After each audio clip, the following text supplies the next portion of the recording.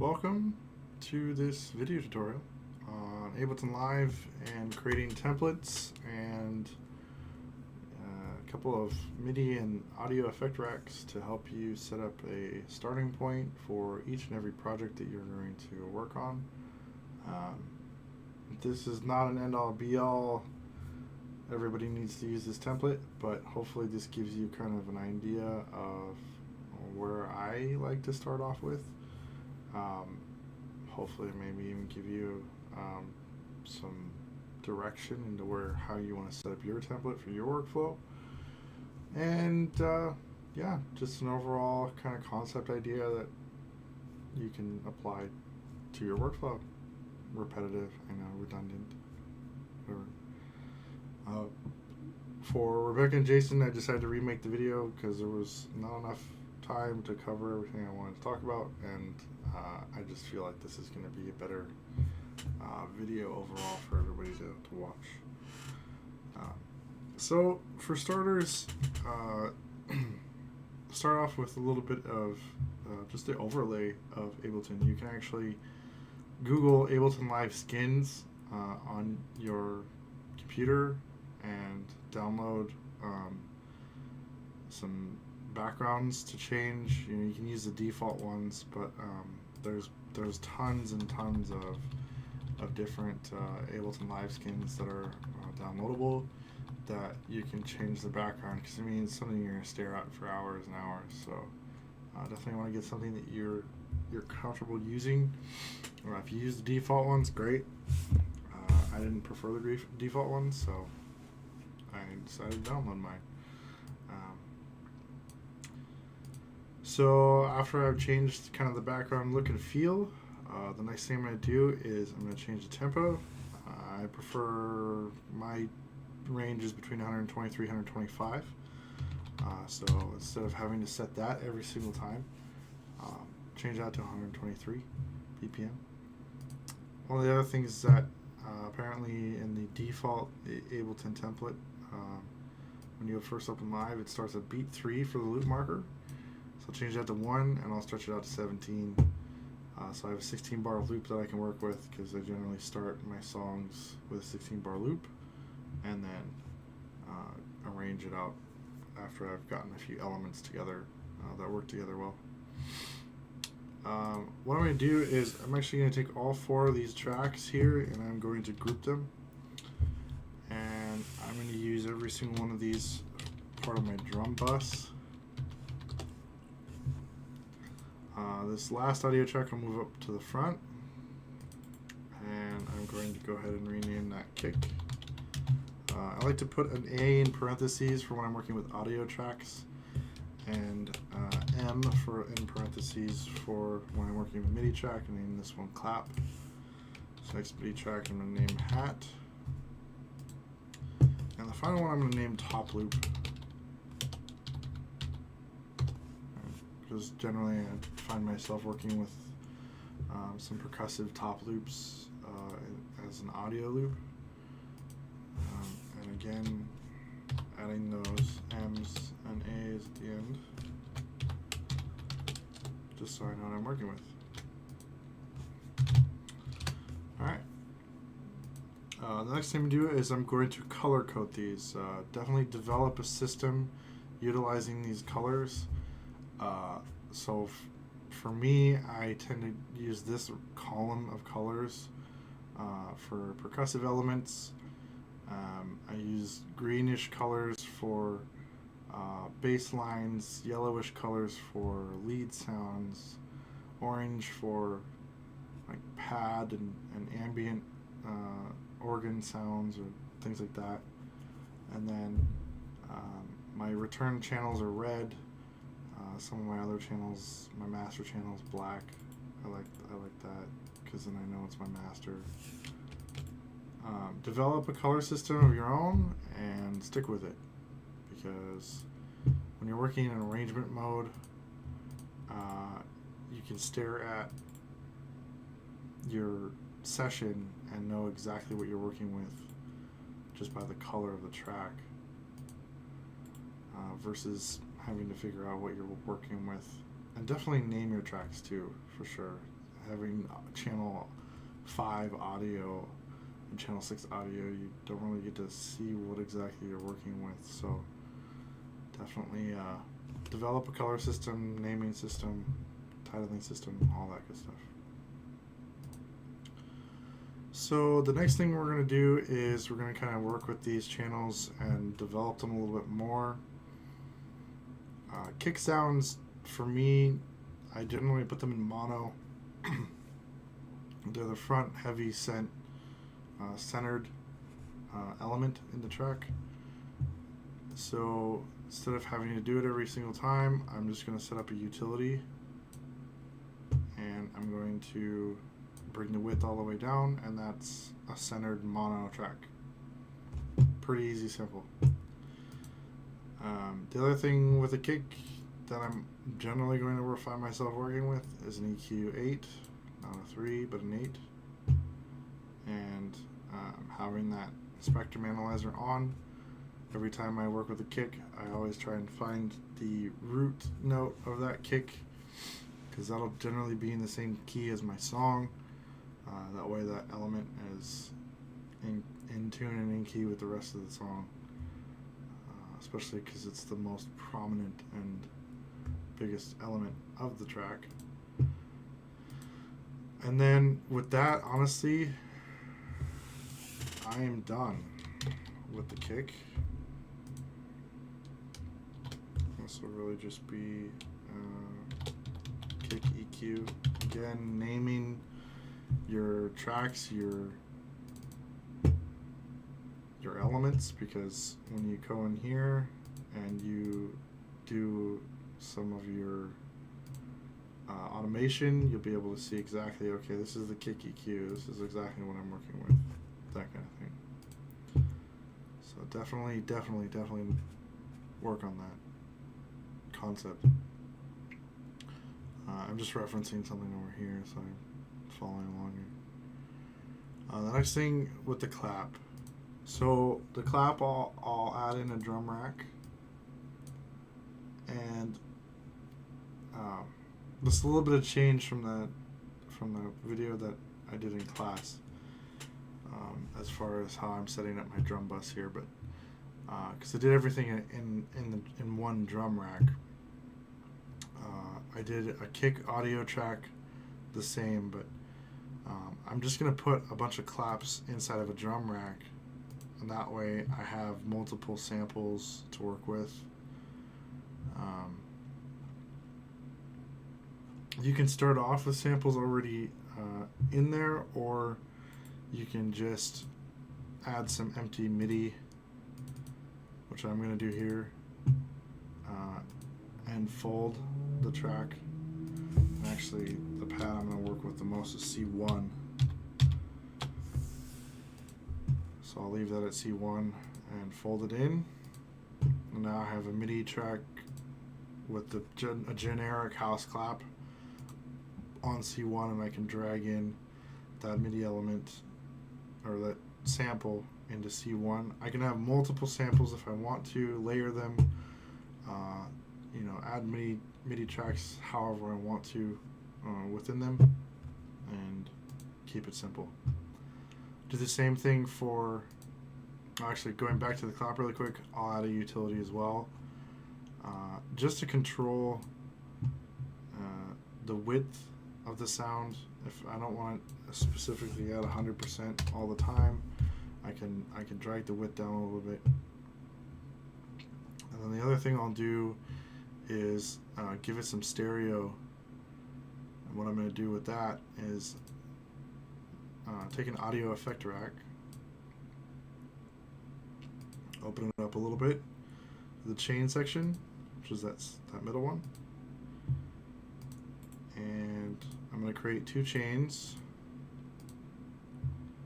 I'm going to drop each chain down 6 dB, and that, what essentially that does is, because the 2 chains are layered on top of each other, they essentially, the volume of each chain increases and duplicates it on top of it. So if you have one chain that peaks at -4 dB, and you put two chains on top of each other, that volume will increase to like say 0 or clip essentially. Bringing both of them down to -6 will actually even both of them out to be exactly -4. I figured that out from another YouTube channel person. So, yeah. I will rename some of my elements here. So, this is the clap rack. Rename this width. I'm actually going to put this behind the stereo. And I'll rename the first chain left. I'll rename the second right.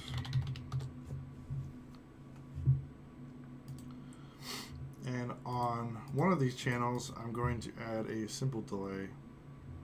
For this instance, I'm just going to add it to the left. I'm going to link the two, put it to 100% wet, take off sync, and bring the time down to 1 millisecond. And then I'm going to set up a macro here.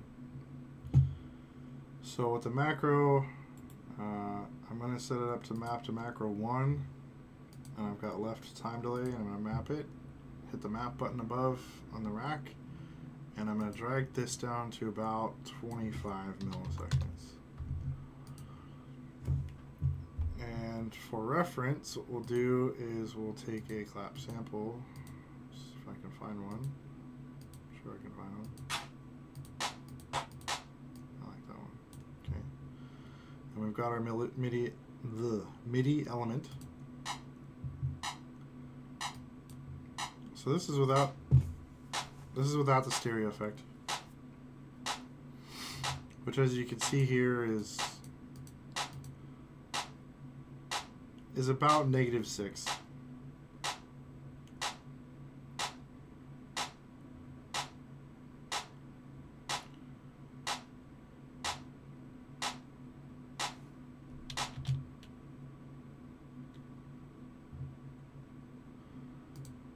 And then what we're going to do here is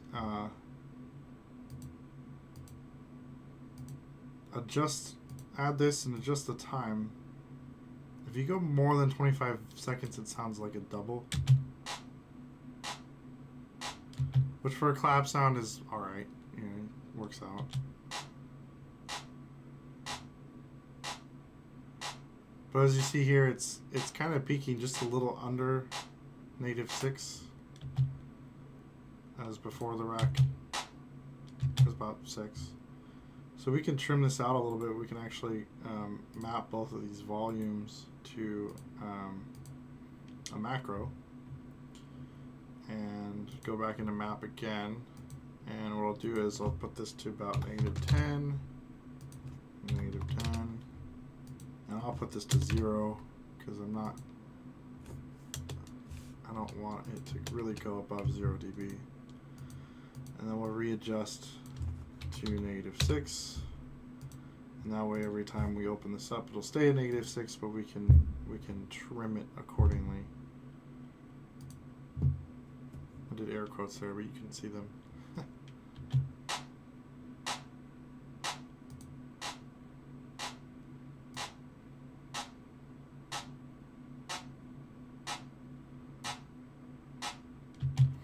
And so we can kind of mess with the delay time to give it that kind of stereo change to it. And then we can also, again,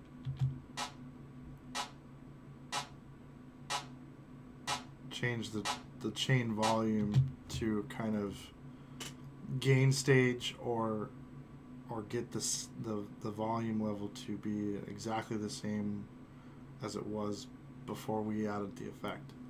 And that's a very common thing that a lot of really professional mixers will do, is they'll add an effect to a sample And depending on if that effect changes the volume in any way, they'll want to get the effect to be at the exact same volume as the original sample was, so that you get the benefits of the effect without really changing the volume or dynamic of the sample in itself, and can really help give you a little added professionalism with your sound design, because you're not changing the volume, you're not taking away from it, you're not, you know, overpowering it in any way, but you're still getting the effect that you need. And what we're doing here is really just giving it some stereo width. That way we can kind of play around with some of the stereo, get it to sit around the kick or the bass element. Yeah. So we'll name this just a stereo effect.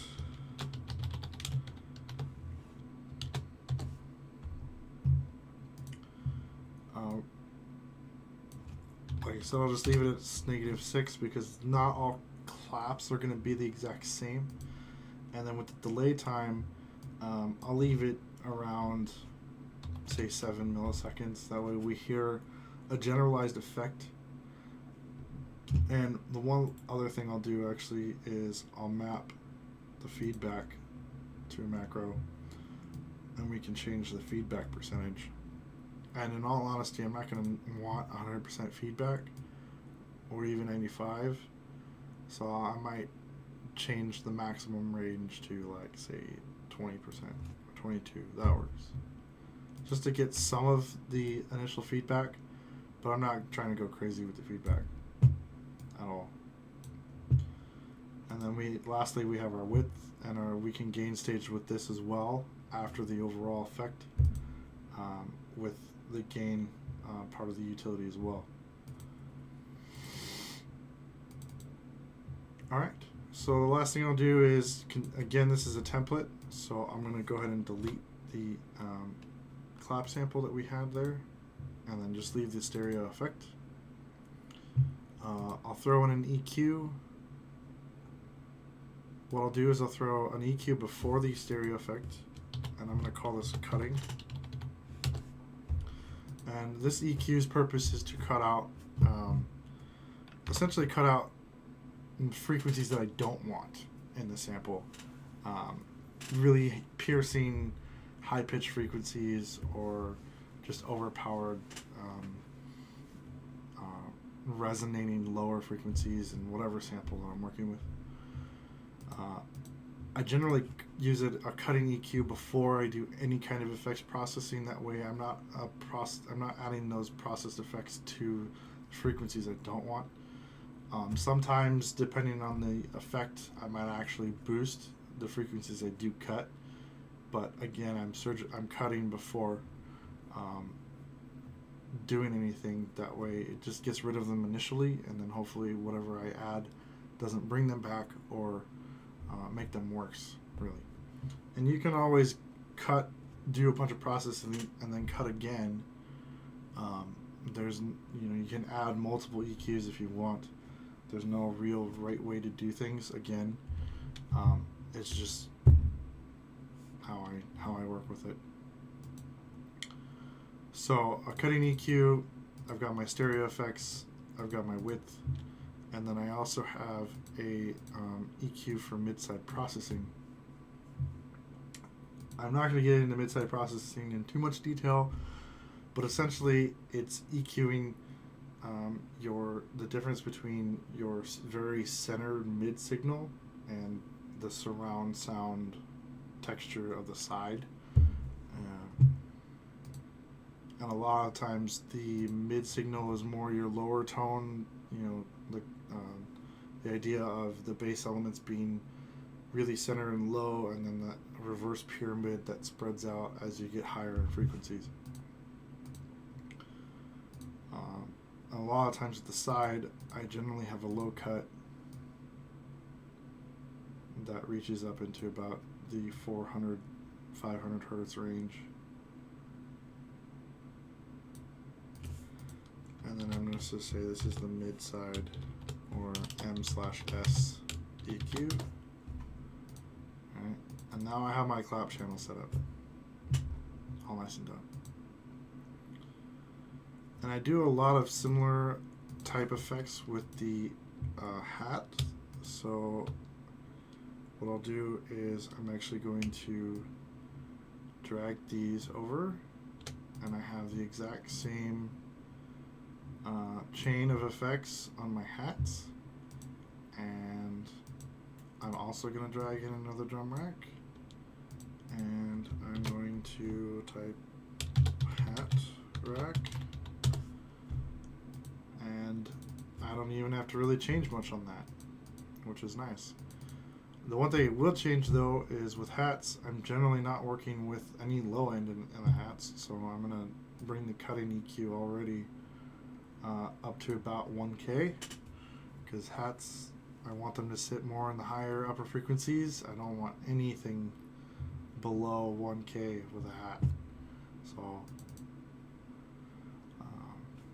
always going to do that with a hat element. And then again, I'll add a MIDI clip. I'll run down to C1, and I'll put in a basic hat rhythm. Duplicate that out, fold it, and now I have my hat MIDI there. And the nice thing is I can duplicate these MIDI tracks, or I can change them up in any way. I'll just rename this 2, 4,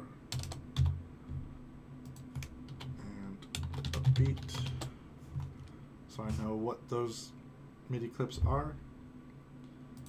And then lastly, we'll work with the top loop. So with MIDI and audio tracks, for starters, when you insert a MIDI or audio track, you can actually set up, like I have here, a default track. It comes up with, some elements that you're going to use in pretty much every single track. I'm actually going to change a little bit of this. And what I'm going to do here is with the top loop, I'm going to set up some of those elements. So one of the biggest techniques to do especially with dance music and most EDM or music production, is the sidechain. And what I have set up is, I call it the old compressor, but it's not. I call it old compressor because it uses Ableton Live's old in-box compressor. And the reason why I use it is the algorithms within the compressor are slightly different than the current Live 9, but their algorithms are a little bit better utilized for specifically sidechaining versus typical compression. What I've done is I've saved the old compressor into a audio effect rack. I've added some macros to give me some controllability with, basically the input from whatever element that I have acting as the ducker or the sidechain trigger. And then I have a macro for setting the ratio, which I have it set from 6:1 all the way down to infinity to 1. Controls of the attack, the release, and some output gain from 0 to 36. And then also, again, the threshold. So I have full control of this compressor using these macro knobs. And I don't even I can open this up and look at it and see if I like what I see. But as I send a kick into the compressor, it's sidechaining, and I have full control and tweakability of how that compressor is reacting to the track that it's on.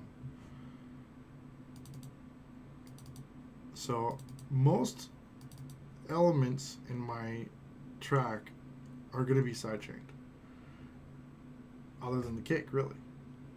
So, and for the most part, I want that sidechain element to act generally at the end of every effect processing that I have. That way, what I'm doing includes all of the effects as well. Sometimes you can do it before reverb, but then you're adding reverb to, an element after it's being sidechained, in which the reverb would just kind of wash out the sidechain in itself. So a lot of times I do it after the effect. So I'll take this compressor that I have, and I'll actually throw it on the end of the clap and the hat as well, and make sure that each one has input from kick A. Stop that.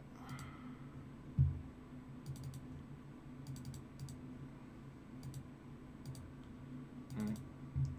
Now these aren't necessarily going to be as reactive to the kick as the top loop would, or any other element that I decide, right?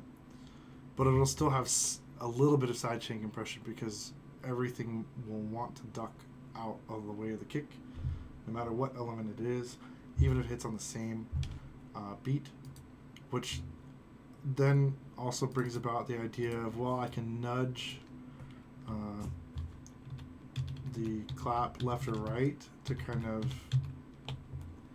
still be somewhat in time, but sound like it's hitting just after the kick is hitting. So another little trick there. So with the top loop, I've got my sidechain compression, and then of course with all tracks I'm gonna have some kind of cutting EQ, so I'll add that as well.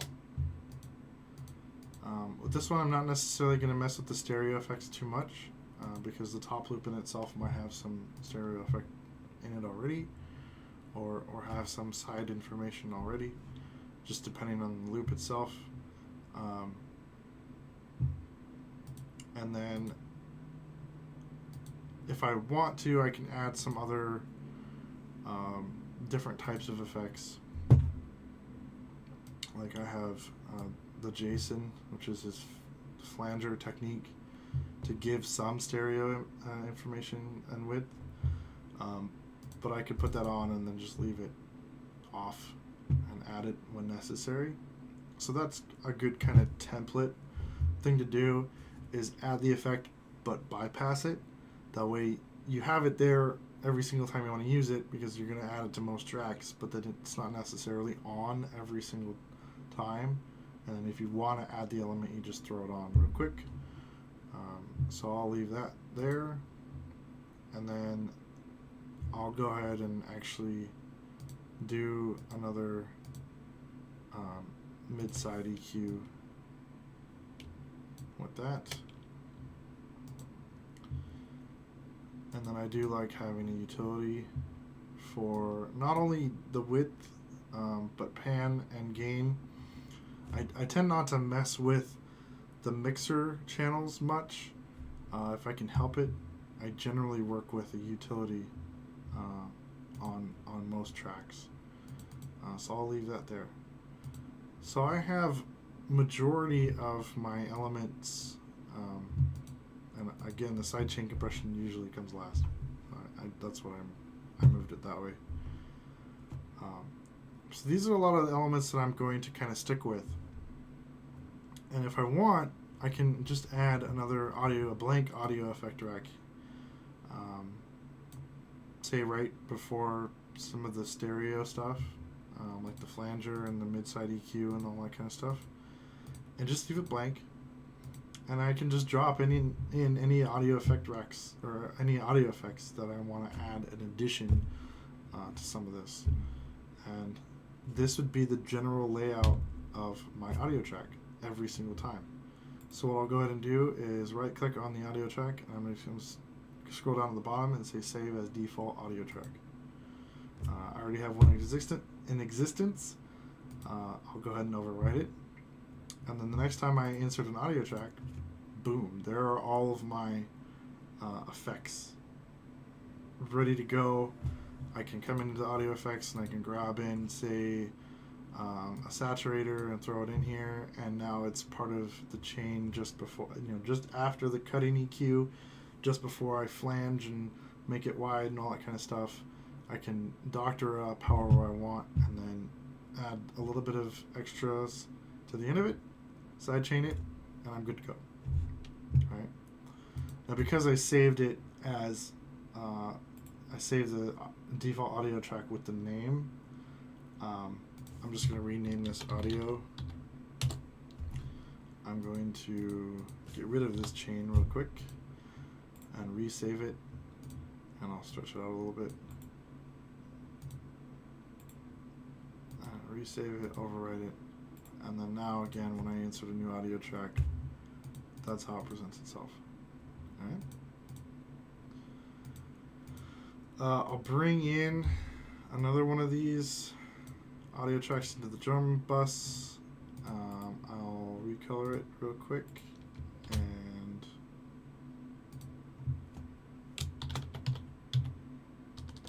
I'll just drum loop.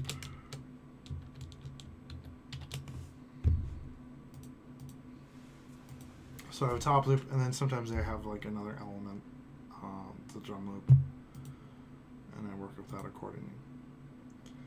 The next thing I'll do is I'll do some MIDI, mess around with some MIDI track stuff, and I have some, this pre-effects thing has a little bit of what I was talking about with my audio track template, and mid-side, some saturation, that kind of stuff, flanger, cutting, so it's about the same.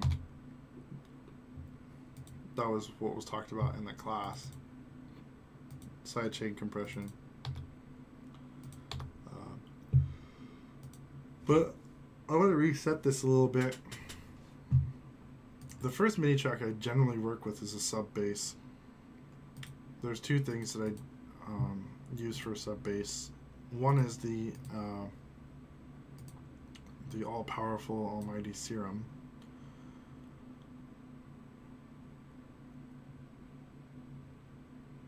It is not responding. Here we go. So I have Serum, and Serum has its own sub oscillator, and so I just use that and that alone to create a sub bass. Or I'll go ahead and leave that alone actually, and insert another MIDI track. Take these out for now. Put another bass element. Actually, this one's going to be darker. This one will be a little lighter. Bass Serum. Okay. And I'm going to take those same elements, copy them, paste them, boom. Because I like having these elements on every single track, including MIDI and audio. And what I will do in this situation, because I love opening Serum for pretty much every instrument that a MIDI track that I work with, I'll save that as the default MIDI track too. Boom, done. So now every time I open a MIDI track, open Serum. Now it's renamed Bass Serum, so MIDI.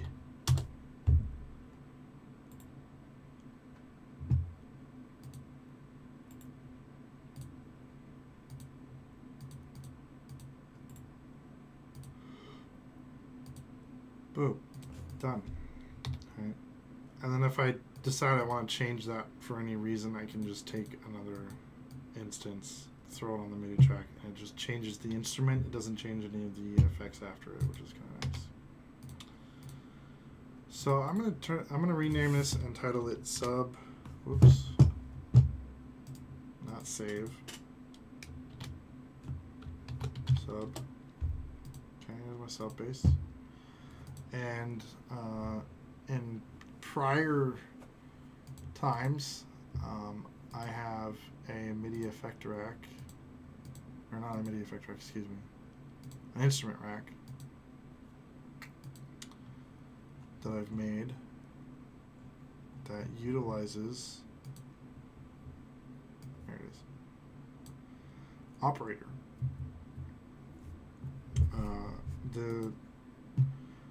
It's really easy to set up this operator. If you know, I'll actually build it for you here.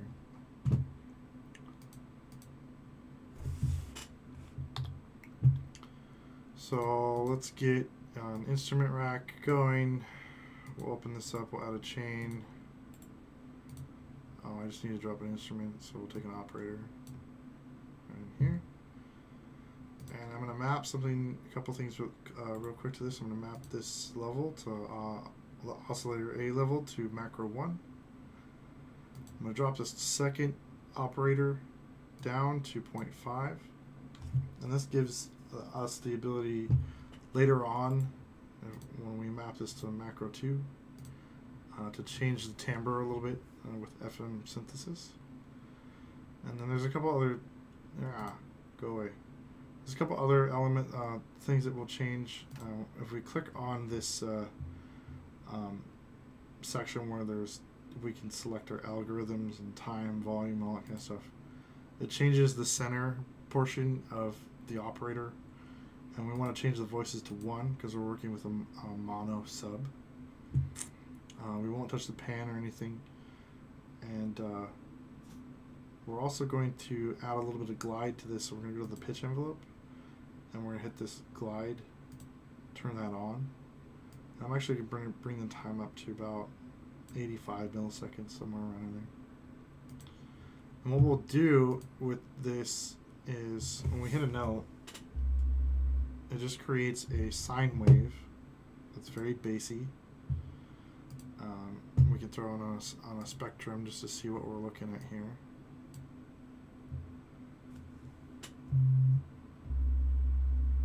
Alright, so there's our sine wave.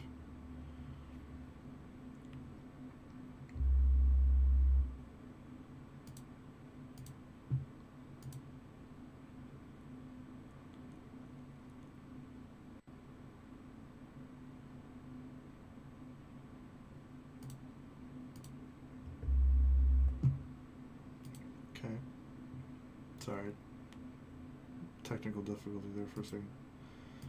So, as we can see, sometimes depending on how we hit, which note we hit, the peak of the note will be somewhere in a certain frequency. So C1 is right here. All right. Sub basses don't generally go above 100 hertz generally. So something we can do in here is on the chain we can hit this show key zone editor, which is this key button here, and we can actually change the range in which MIDI notes will be received. Now the lowest we can really go here is 30 hertz or so, right? Because that's really, most systems aren't gonna do much below 30 hertz. So C0 is about the lowest we can really go, right? So I'll bring this up to C0, and if I try and hit a note below C0, as you can see is lighting up at G-1, nothing's coming out, no sounds coming out. But when I hit C1 or C0, then I got my first note, right? In the top of the range, like I said before, we're not going to go above really 100 hertz. And 100 hertz, based off the very little tiny green box at the bottom left there of the spectrum analyzer, 100 hertz is about G#1, somewhere in there. So what I'll do is I'll find G#1 and I'll put it right at, I'll put the range, we'll bring it up to A1.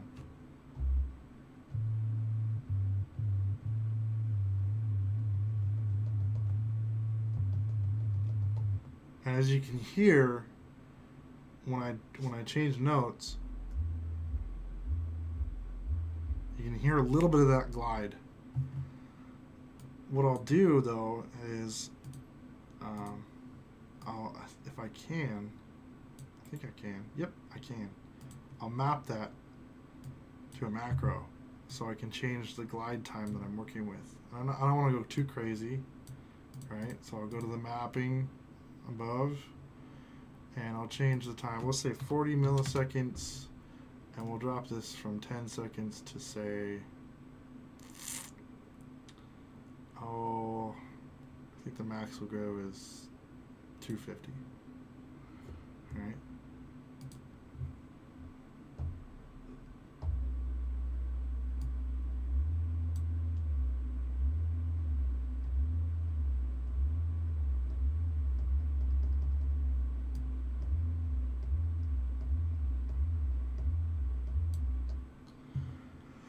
Now, how I write sub basses in clip mode, and we'll just drop the spectrum analyzer a little bit. In fact, we'll just get rid of it. What I'll do with when I write my sub basses is I'll insert a MIDI clip, and again, we can only go C0 to A1, right? So this is the range we're kind of working with. And the cool thing we can do here is, say our song key is in the key of C, right? So we'll do C. And we'll play it out.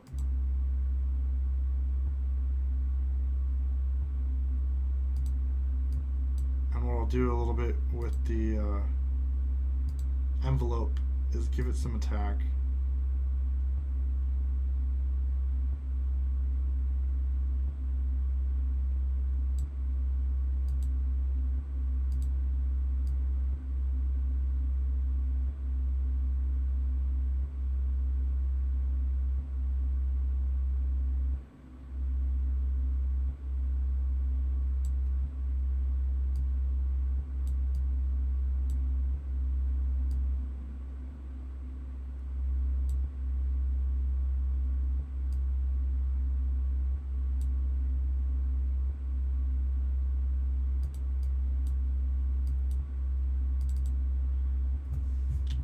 And then the last thing I'm going to do is play around with, some in-key notes here to give it some kind of movement.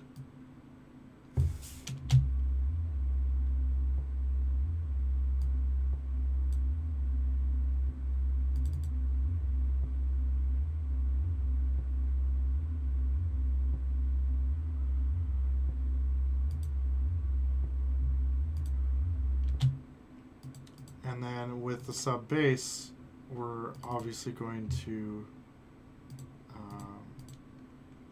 have some kind of sidechain, right? Let's go ahead and add a kick, just to give us some something to work with.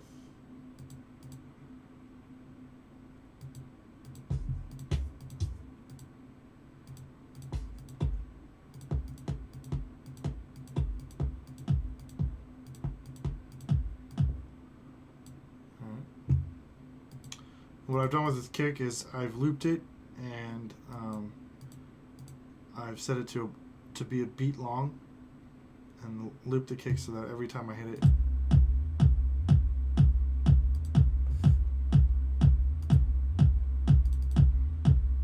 and as we can see, there's no input right now, so we'll add kick to it.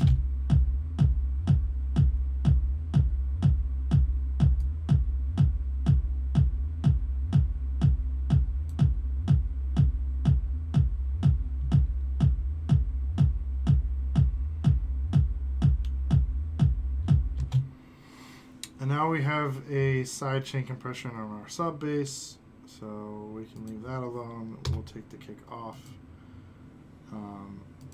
Just to kind of show, I was just showing you how I write some of my sub basses.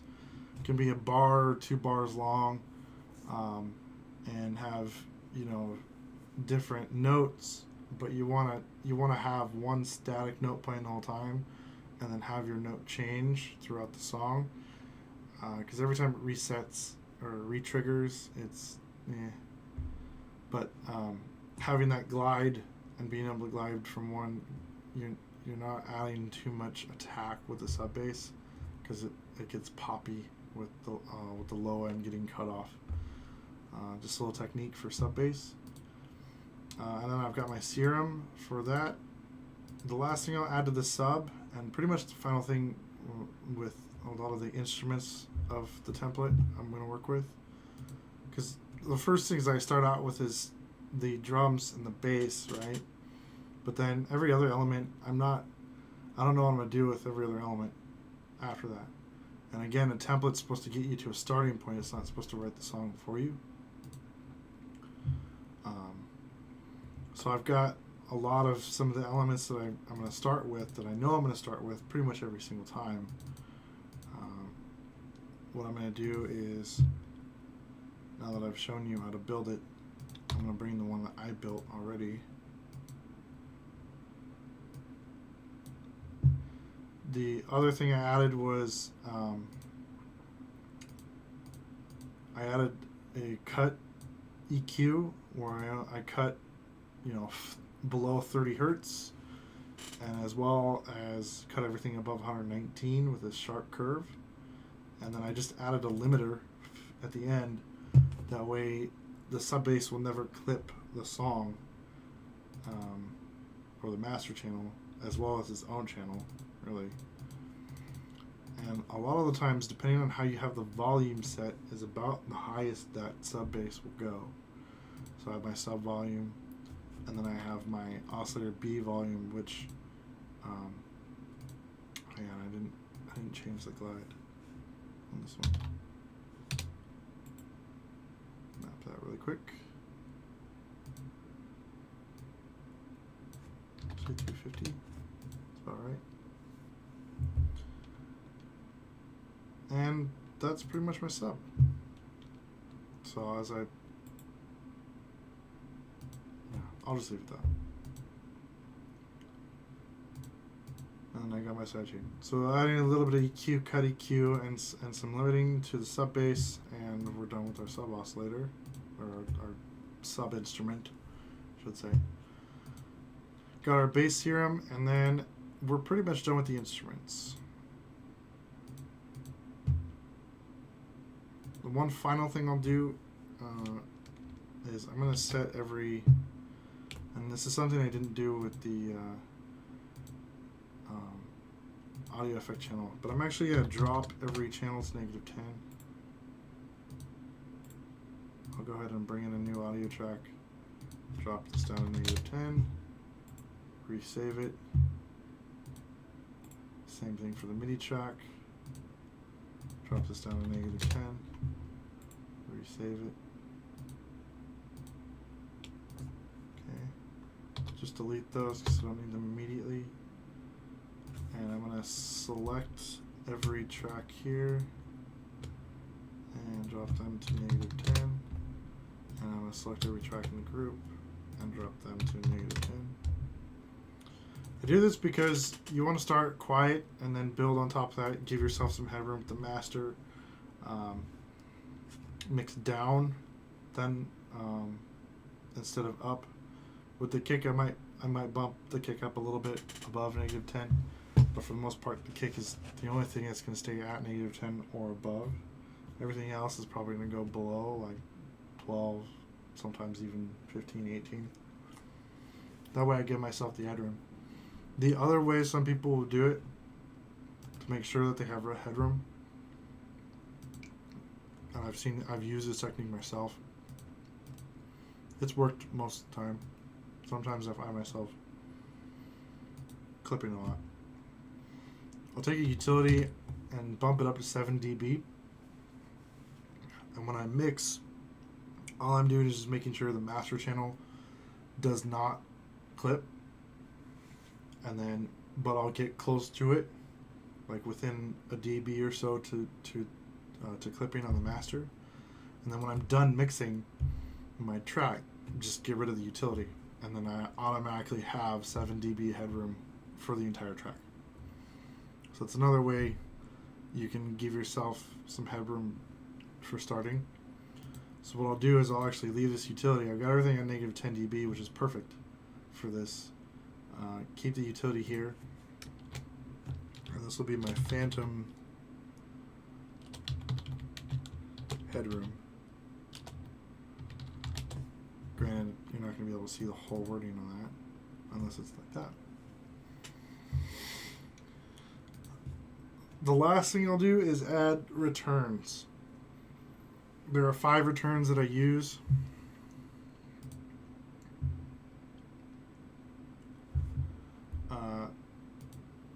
I don't use the inbox reverb. I use the Max for Live reverb. You can use, if you don't have Max for Live, you can use the regular reverb. I prefer the convolution reverb as a preference of mine. But one of the reverbs that I use, sorry, I got a fly in here, is an ambient reverb, and that's my A return, A for ambient. I kind of use the letter as an acronym for what I'm working with, just to help me out, remember what it is. And I'll just type it A and B for ambient. And I tend to use like an ambient small room type with an impulse response that resembles some deep or clear ambience, or like a medium-sized room, not a small room, but a more medium-sized room, or even sometimes some large. Well, I'll do large and dark, bright ambience. That works. Making sure that every return channel is 100% wet. And the other thing with reverb is I never want the low end to be a part of the reverb. So what I'll do is I'll bring in a high pass filter, and I'm going to cut everything below 250, 200, somewhere around there. Right, I don't want any of that low end of the reverb at all. If you're not familiar with return channels and how it works, essentially, if I add an element, say like this bass serum, right?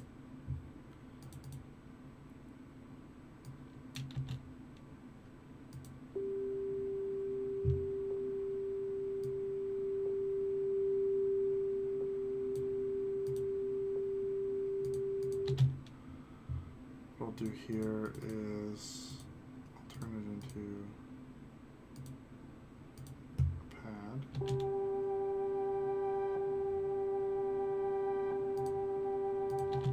Even better, I'll take this, turn this into a 4-bar loop.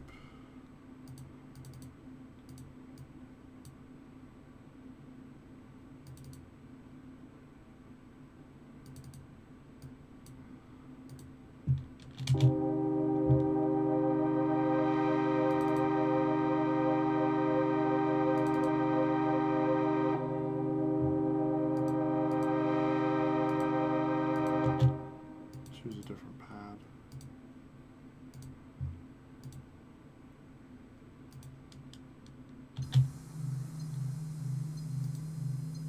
Perfect.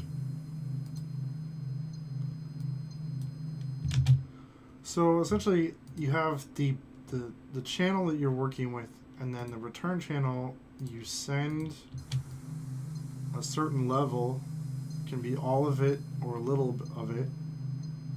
Alright. Here's the return effect by itself.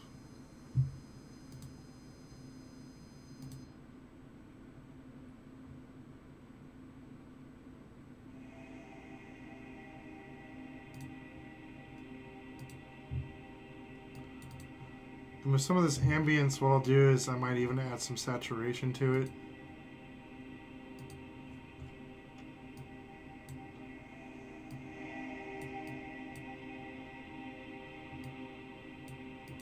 I'll even double it up.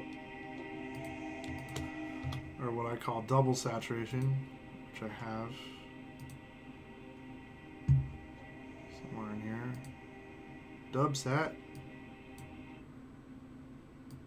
I gotta save that.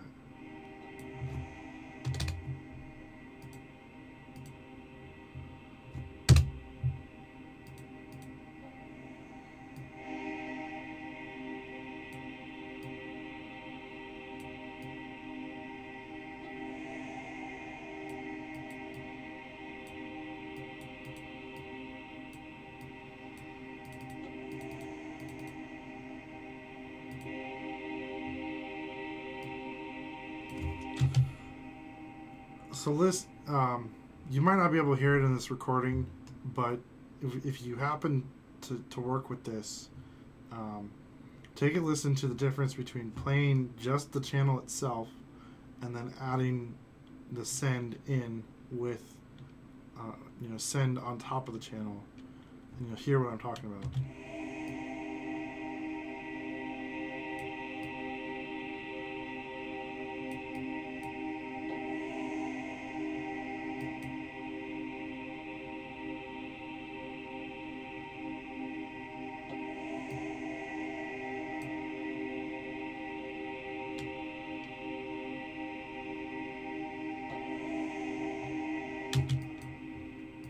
It just adds a whole nother element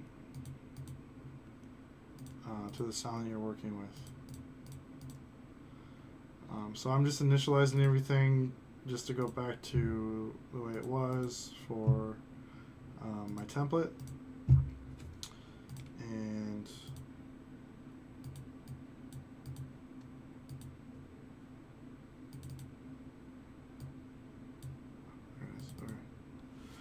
so I've got my high pass filter cutting all the lows, my ambient reverb, and then my saturator, and I'll just name this ambient reverb. And now every time I know A is going to be for that ambient reverb. B I use for a beat reverb, so more like a drum room element. Add a convolution reverb in there. Make sure it's 100% wet. Made for drums, drum room.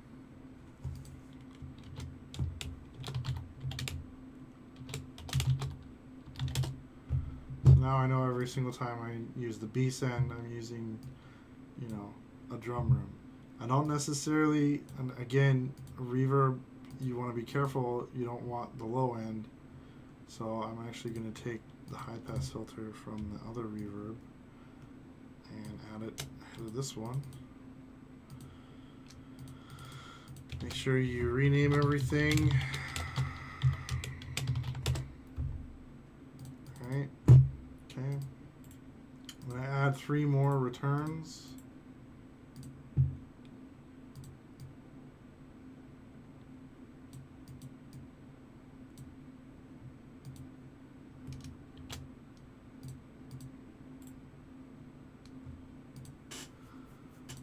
C would be for compression in my logic.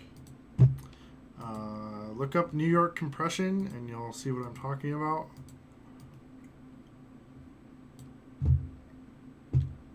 For this, it's generally going to be a high ratio. I leave it on RMS mode instead of peak mode. Generally has a fast attack and a playable release, and the threshold to taste usually squashed crazy. This is good for primarily drums and vocals, and it adds flavor to the body of the elements that you're working with when you have the dry signal along with the compressed signal mixed in. D is for delay. I tend to use, on this particular delay, I'll use a simple delay. I just play with the settings accordingly, making sure everything's 100% wet. Again, the compressor's 100% wet. And then with the E channel, I usually do the ping pong delay.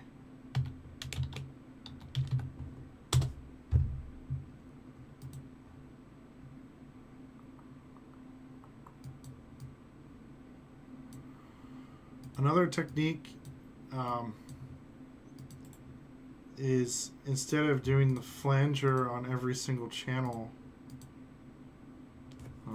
Jason's little flanger technique that he utilizes, you can actually take this flanger, I don't want him to do on that one, but you can insert a return channel and put the JSON on there, put it at 100% wet, and then add that to taste as well. That's another. Again, you have the dry signal and the wet signal on top of each other, and you're mixing the wet signal to taste and not really necessarily affecting the dry signal.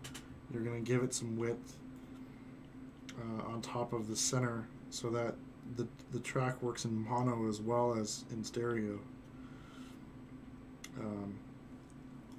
which is good because most systems play in mono, right? I'll actually do that. I'll leave it that way. I can still add it to both. There's nothing wrong with that. There's nothing wrong with adding it to both. Alright. So in conclusion, now that I'm pretty much done with this and we spent an hour building a template, the last thing I want to do is I kind of want to set up what my track is going to, what my template's going to look like the minute I open it up. So I want to make sure all the settings are right. I want to make sure that, we're starting on bar 1, we get the loop marker where it's supposed to be. We don't have any of this crap right like this. We're working generally with the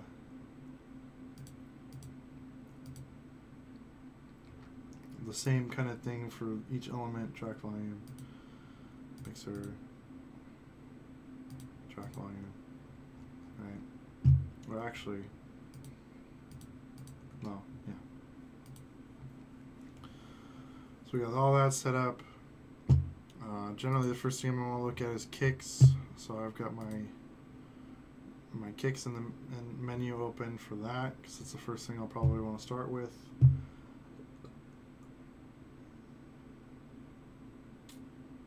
Might change the. No, I'll leave it like that. That's fine.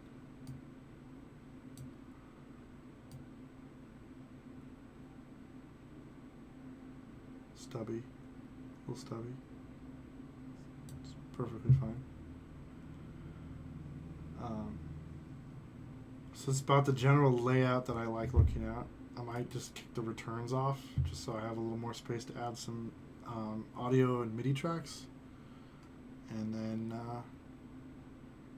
I got that set up. I want to look at my kick first. Bring out the kick EQ. It's in mono. Double check, make sure there's nothing in, crazy in any of these. Double check a few things. Make sure everything's good. Probably want to work with the mid channel first on that one. Got my MIDI tracks for clap and hats, top loop. Got my audio effect rack for when I want to add some audio effects. With the clap and the hat, if I want to add any audio effects, I usually add it after the sampler that it gets put in when I bring the sample in. I don't really mess with the kick too much, other than EQ, as far as processing. Really, most of my processing will go into the drum bus, which I'll change with every track. Drum loop, got that. Sub bass, I don't really touch much. Bass serum, I got my audio effect track now. Alright.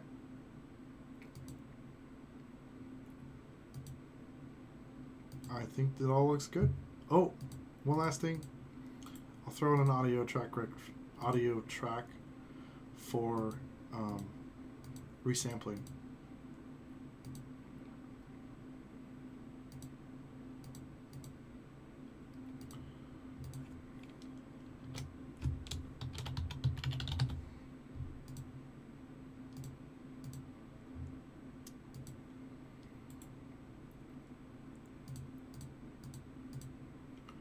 So this is good for like bouncing out ideas or recording something from your input or whatever. Just as a channel just working with that specific element, and then I can add audio tracks however I want to. In fact, this will probably, I'll put this as my first track in the group and everything. That way I can, when I resample, it's at the very top, and then I can mess around with that accordingly.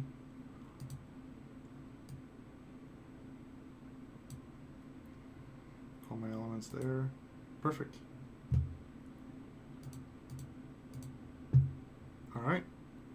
So I've got it set up, got everything stopped, all that set up. And as you can see, even with my template, my particular machine, I'm only at 5% CPU usage with everything going on. I'm not overloading the CPU with a starting point. I'm really just getting myself to a starting point. That way I don't have to set all these up every single time. I know I'm going to use these elements every single, every track that I start with. So, yeah. And then, almost forgot, MIDI track.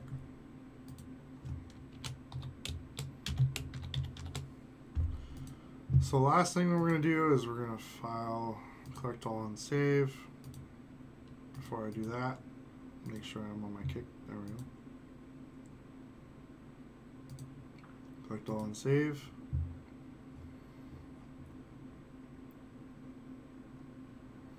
I'm going to type this as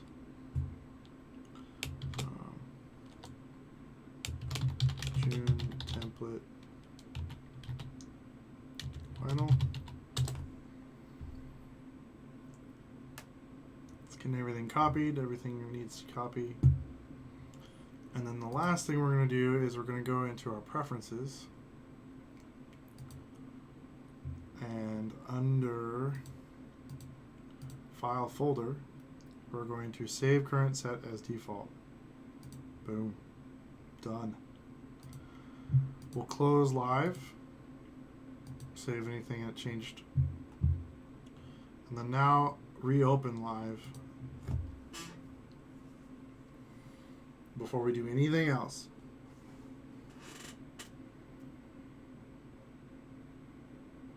Save it, close it, reopen it. Save it as your default set, reopen it. Now granted, with something like this, it takes a little bit longer, just a little bit longer to open a template set because you're opening up multiple instances of effects, instruments, all that kind of stuff. So it'll take an extra minute than it normally does, depending on your computer. But now every single time I open up, boom, I am at a starting point for everything that I can think of where I want to start with my music. So immediately I've got my kicks open. I can start working on a kick to add to my track. I saved it with the clips off, out of view. So resave it real quick, and go to preferences. Save again. This is the only thing with templates. Is you have to be really picky about where you want your starting point, because again, every time you open it up, it's going to be right where you had it saved. Just open it up one more time, make sure it's good.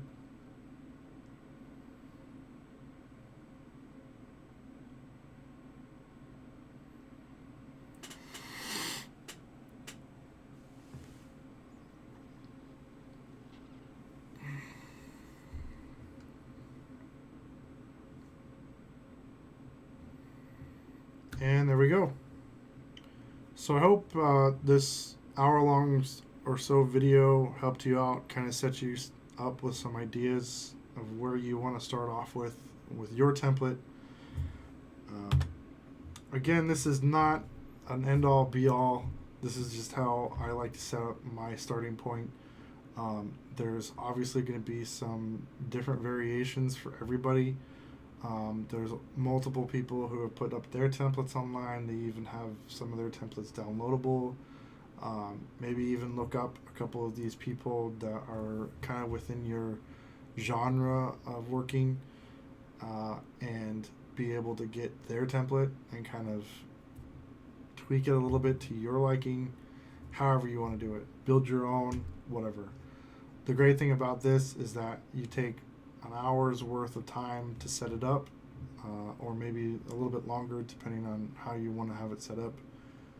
Just try not to get into the rabbit hole of tweaking your template. I did that when I first started music production. People were saying, hey, get a template that you can work with all the time. And then I found myself learning new techniques, and feeling like applying those to my template. And in the end, I ended up wasting hours and hours of time just tweaking my template, when in reality it put me in a position where I was overloading my CPU and couldn't even open my template, let alone the project that I was working on. So definitely just get yourself to like that 5 or 10% mark where you can just start off with something simple. Like, I'm always going to work with my drums and my bass to start off with, and then as I open it, I can work with that a little bit and then get into the rest of my elements and add those on top of it. Save your default tracks. You can also save default presets for your effects and your instruments. So if you find yourself having to tweak the compressor to the same settings, or like I did with Jason's specialty there, I just saved the settings that he likes. You can save that as your default flanger if you want to, or whatever. All you gotta do is right click on that effect, and then there's a little thing that says save as default preset for that effect or even instrument. Again, thank you for watching. Hope I helped somebody in this, and that I came out as clear and concise as I could. Sorry about the audio quality. I haven't quite figured that one out yet. I don't know what's going on, at least in my own studio. And yeah, cheers, happy music making, and we'll talk soon.